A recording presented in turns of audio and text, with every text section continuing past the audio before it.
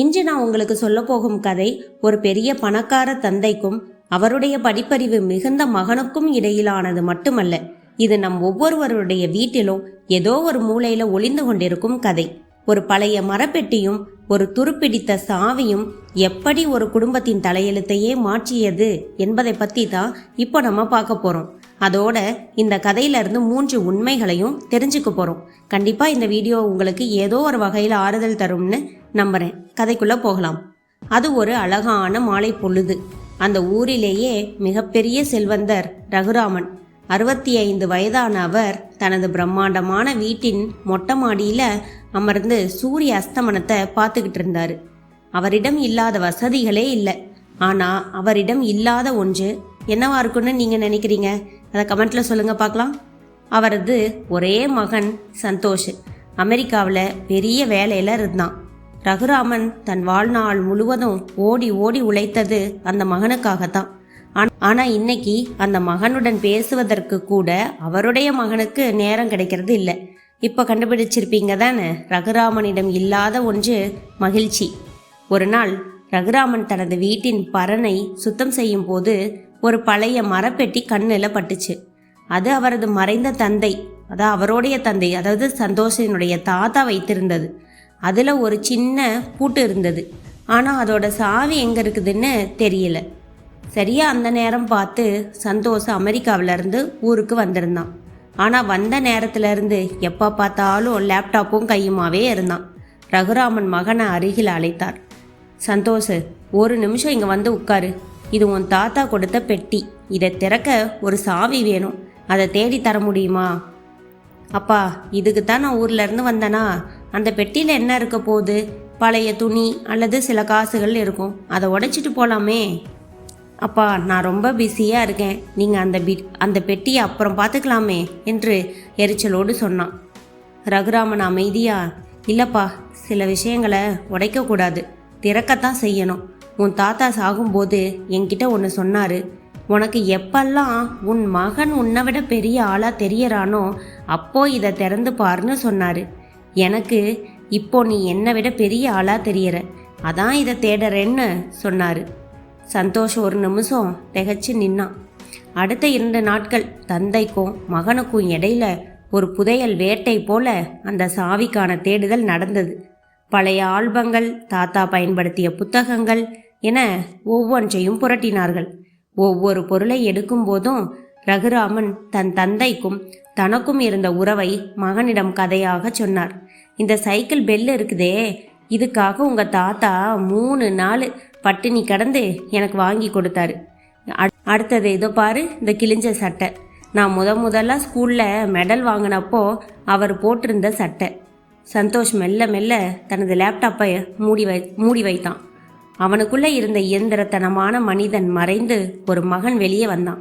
கடைசியாக சந்தோஷ் ஒரு பழைய மண்ஜாடிக்குள்ள இருந்து அந்த துருப்பிடித்த சாவியை கண்டுபிடிச்சான். நடுக்கத்தோட அந்த பெட்டியை திறந்தான். உள்ள தங்கமும் இல்லை, வைரமும் இல்லை. அதில் இருந்தவை ஒரு பழைய தபால் அட்டை. ரகுராமன் சிறு வயதில் தன் தந்தைக்கு எழுதிய முதல் கடிதம். அதோட ஒரு காய்ந்து போன ரோஜா பூவும் இருந்தது. அந்த கடிதத்தில் ரகுராமன் எழுதியிருந்தார். அப்பா, நீங்கள் வேலை முடிஞ்சு வரும்போது எனக்காக ஒரு சாக்லேட் வாங்கிட்டு வரீங்கல்ல, அதை விட நீங்கள் என் கூட விளையாடுற அந்த 10 நிமிஷம்தான் எனக்கு ரொம்ப பிடிச்சிருக்கு. சீக்கிரம் வீட்டுக்கு வாங்கப்பா. இதை படித்ததும் ரகுராமன் கண் கலங்கினார். சந்தோஷ் அப்படியே உறைந்து நின்றான். சந்தோஷ் தன் தந்தையின் கைகளை பிடித்து கொண்டான். அப்பா, தாத்தா உங்களுக்கு இந்த பெட்டி மூலமா ஒரு விஷயத்த சொல்லியிருக்காரு. பணம் சம்பாதிக்கிற வேகத்துல அன்பை சம்பாதிக்க மறந்துடாதேன்னு சொல்லியிருக்காரு. நீங்க அந்த சாக்லேட்டுக்காக காத்துட்டு இருந்த மாதிரி இன்னைக்கு நீங்க என்னோட 10 நிமிஷம் பேச்சுக்காக காத்துட்டு இருக்கீங்கன்னு எனக்கு இப்பதான் புரியுது. ரகுராமன் சந்தோஷின் தோலை தொட்டு சொல்றாரு. இந்த சாவி துருப்பிடிச்சு போனதுக்கு காரணம் நாம இதை பயன்படுத்தாதது தான். அது போலத்தான் உறவுகளும்.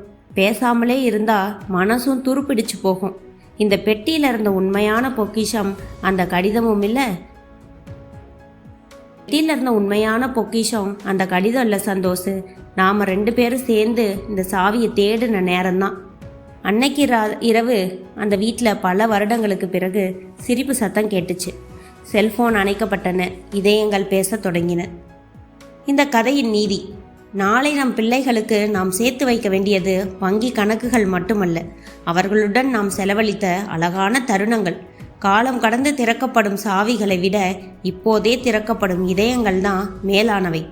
ஆகையால நண்பர்களே, நம்மிடம் இருக்கும் விலை உயர்ந்த கார் நம்மை ஓரிடத்திற்கு அழைத்து செல்லும். ஆனால் நம்மிடம் இருக்கும் விலை மதிப்பற்ற உறவுகள் மட்டுமே நம்மை வாழ வைக்கும். உங்கள் வீட்டில் இருக்கும் அந்த பழைய பெட்டியை, அதாவது உறவுகளை தூசி தட்டி பாருங்கள். உள்ளே கோடிக்கணக்கான ரூபாய்களை விட மேலான ஒரு புன்னகை உங்களுக்காக காத்திருக்கும். உறவுகளுக்கு சாவி போடாதீர்கள், உறவுகளை சாவியாக கொண்டு இதயங்களை திறங்கள். இதிலிருந்து நாம் கற்றுக்கொள்ள வேண்டிய மிக முக்கியமான 3 உண்மைகள். சேமிப்பு என்பது வெறும் பணம் மட்டுமல்ல. நாம் நம் பிள்ளைகளுக்காக சொத்து சேர்க்கிறோம், வங்கியில் பணம் சேமிக்கிறோம், ஆயுள் காப்பீடெல்லாம் எடுக்கிறோம். ஆனால் நேரத்தை சேமிக்க மறந்து விடுகிறோம்.